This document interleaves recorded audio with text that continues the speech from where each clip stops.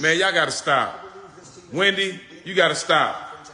Not you, Vince, you ain't saying it, but Wendy, you gotta stop. Stop trying to make it seem like they beefing, bruh.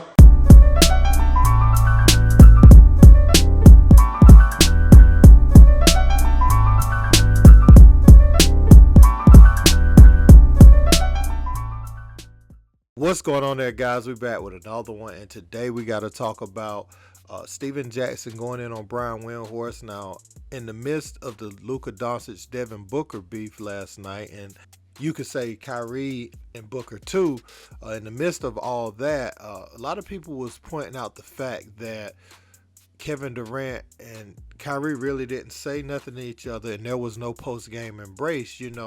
Instead, KD went over and gave Moore some love after the game. And, that's going to cause the media to overanalyze it and look deep into it. Now, let me just preface this by saying these guys could have already spoken, and they could have chose to do that just to see the media run with it. Or, there could be some bad blood there. I know recently KD on his own podcast, he said that him and Kyrie hadn't spoken about the trade request or anything. Now, what I would say to that is, why would he have to? Because KD had already requested his trade over the summer. So it wasn't a secret that neither one wanted to be there. But hey, man, look, we're going to check out what Steven Jackson had to say, and I'll be back with my commentary. Check it out. Man, y'all got to stop. Wendy, you got to stop. Not you, Vince, you ain't saying it, but Wendy, you got to stop. Stop trying to make it seem like they beefing, bruh. They ain't talk. Okay, cool. You don't know what they done talked about on the phone or behind closed doors, Wendy. You have no idea when they talk. They're not talking before a game. They both on new teams. They both trying to lock in and concentrate on what they need to do for the new team that they own. Just because they ain't talking in front of you, Wendy, don't mean they beefing. That's what I hate about ESPN. Y'all always searching, bro. Y'all always searching for stories and trying to make shit and trying to make people beef and shit like that for y'all entertainment. That shit is weak. KD ain't told you him and Kyrie beefing. Kyrie ain't told you him and KD beefing. Just because they ain't speaking so y'all can see them talk, so y'all can have a story, that shit weak. That's why I'm glad we on the opposite side of y'all so we can tell y'all the truth so y'all ain't got to believe this bullshit ESPN always spewing. Facts.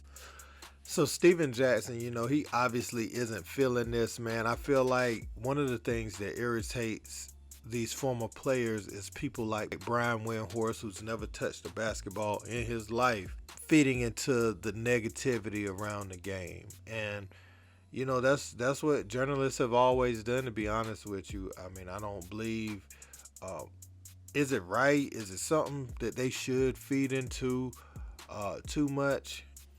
That's based on who you ask, but it's been a part of the game, and in this social media era, they're gonna overanalyze things. Brian Windhorst didn't talk about these things, and he didn't have any intel or offer an opinion that seemed like it came from somewhere. I mean, what use would they have for him?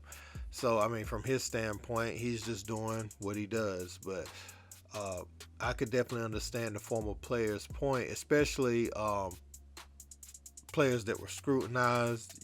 Now that they're in the media, they have a chance to push back against these narratives. A lot of them are stepping into the media world before they even retire, and while they're still in the prime of their careers. And so when the narrative is being portrayed in real time, they're able to speak back against it without going through major corporations. I mean, some of them do. They sign their deal, but you could hop on IG, you could hop on YouTube, and you could just speak your piece right back.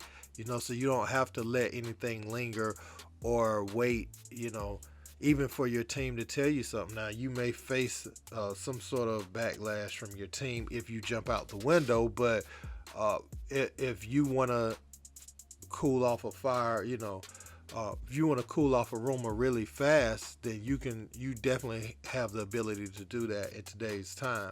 Now, Kyrie and KD, as far as the dynamic with their relationship, I don't know where it is at this point or where it's going, because there has still been rumors actually that Kyrie will end up in Phoenix, because they're looking to do something different with Chris Paul. They're saying Kyrie, he's not gonna stay in Dallas long term, and Katie and Kyrie, this might be playing. So I mean, they could, if that's true, they're probably trying to not look like they're tampering. If the plan is for Kyrie to end up in Phoenix anyway, that would be very smart, for it to just look like it organically happened while they're secretly talking behind the scenes. So I would say remember that. And